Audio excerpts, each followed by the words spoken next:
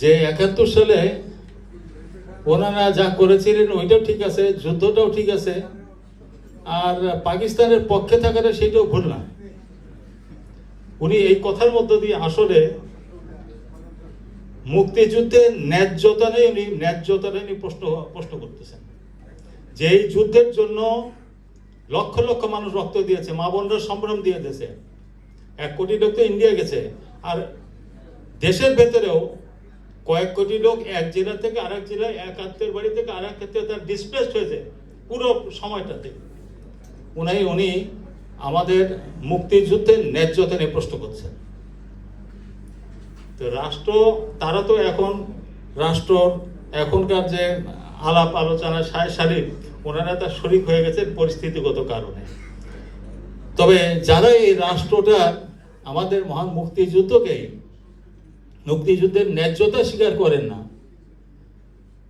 তাদেরকে সংশোধন না করলে, তাদের কথাবার্তা সংশোধন না করলে, তাদের চিন্তা সংশোধন না করলে আসলে তাদেরকে নিয়ে এক পাও অগ্রসর হতে পারবেন না। আমি বলবো যে আপনারা আপনাদের নাম পাল্টায় রাজনীতি করেন বাংলাদেশে।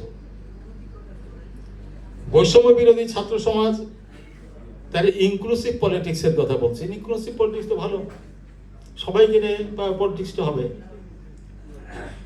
ধর্ম নিয়ে রাজনীতি দেশে চলছে, আমরাও পছন্দ করলেও এটা চলছে। তো সবাইকে নিয়ে ধারণ করে দেশটাকে যদি ঐক্যবদ্ধ করা যায়, ঐক্যবদ্ধ হলে অগ্রসর হওয়ার জন্য একটা টেকসই পথ কিন্তু অবলম্বন করা যায়।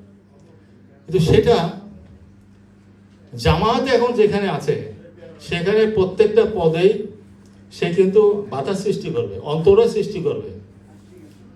কাজে সে ব্যাপারে আমি বলবো দেশবাসীকে, তারা যাতে সামনের দিকে অগ্রসর হওয়ার ব্যাপারে তাদের যে শরিক, এই শরিক ব্যাপারে সতর্ক থাকে, সজাগ থাকে।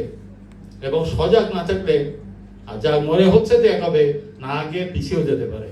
কাজে সে ব্যাপারে আমি সবাইকে সজাগ থাকার জন্য কথা বলবো। দ্বিতীয়ত, রাষ্ট্র সবকিছুর একটা অতীত আছে, বর্তমান আছে, ভবিষ্যৎ আছে, একটা ইতিহাস আছে। ইতিহাসটাও বর্তমান। এই ইতিহাসকে মুছে ফেলে রাষ্ট্রটাকে কনসিভ করা যায় না। কিসের ভেতরে কি আসলো এটা কনসিভ করা যায় না। কিন্তু আওয়ামী শাসন আমলে এবং সর্বশেষ গত 1 দশকে শেখ হাসিনার গভর্নমেন্ট বাংলাদেশের ইতিহাসকে তার সবকিছুই, তার ড্রয়িং রুমের সকালবেলা নাস্তার টেবিল এবং দুপুরের খাবারের টেবিল এবং ডিনারের রাতের ভোজনের যে ভোজন টেবিলে তারা সেইখানে নিয়ে ঢুকিয়ে ফেলেছে। তারাই সবকিছু করেছেন এবং তারা এমনভাবে কনসিভ করেছে যে সারা বাংলাদেশ ব্যাপী বঙ্গবন্ধু, সেটা তো মানা যায়, উনি তো সারা দেশের নেতা ছিলেন। আরে শেখ রাসেল, শেখ কামাল, শেখ জামাল, অমক তমক এমন কোনো মূর্তি নাই যেগুলো ওনারা করেন নাই। তো এটা তাদের ফ্যাসিস্ট যে ফ্যাসিবাদী শাসন, সেই শাসনটা চাপায় দেওয়ার জন্য তারা এটা করেছে এবং সেই ইতিহাসকে এই দেশের যুব সমাজ উচ্ছেদ করে দিয়েছে, যার ফলে শেখ হাসিনা পালিয়ে যেতে বাধ্য হয়েছে। উঠে তাই আপনার মূর্তি ভাঙ্গা হলো, তাদেরকে উচ্ছেদ করা হলো, কিন্তু সঠিক ইতিহাস কি রচিত হলো বা সঠিক ইতিহাস কি রচিত হবে? তরুণ এবং যুব সমাজকে প্রকৃতি ইতিহাসটি জানবে, নাকি জামাতের যে দ্বিধাদ্বন্দ্বের যে বক্তব্য, সেই বক্তব্যই আমাদের যুব সমাজকে, আমাদের তরুণ সমাজের জ্ঞানের জন্য বা তাদের শিক্ষার জন্য সেটাকে ঠেলে দেওয়া হবে? এই বিষয়টা যদি মীমাংসা না হয়, আগামী 1 দশক আরো একটা বড় সমস্যায় আমরা পড়তে যেতে পারি। কাজে আমি বলবো এটা আজকের এই সময়টা একটা কঠিন সময়, এবং এই কঠিন সময়ে ইউনূস সাহেব দায়িত্ব নিয়েছেন।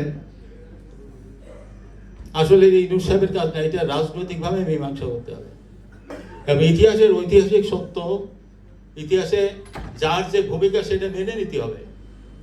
আমরা ধরেন আমাদের জমানায় যদি ব্যক্তিগতভাবে বলেন যে মাহবুবুল্লাহ হয়তো আমাদের সিনিয়র মানুষ,